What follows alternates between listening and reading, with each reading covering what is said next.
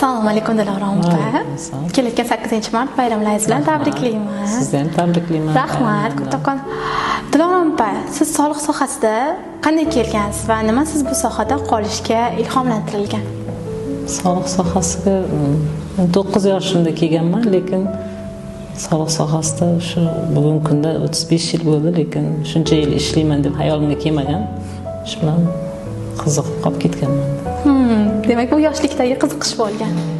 35 yildan ortiq faoliyatingiz davomida siz duch kelgan eng muhim yoki qiyin vaziyatlar qaysi edi?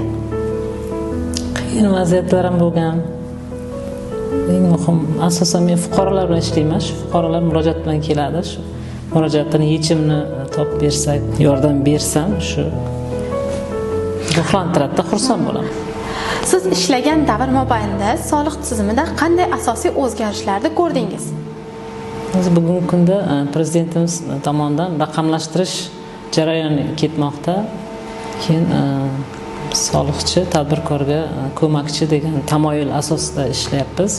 Tadbirkorlarga oldin tadbirkorlar hammasi masalan soliqchilardan hayiqib shunday qilsa, yo'q, hozir ko'mak beryapmiz, yordam berib ularni. Ha, tushunarli. Qiyin ish kunlari qanday motivatsiya topasiz?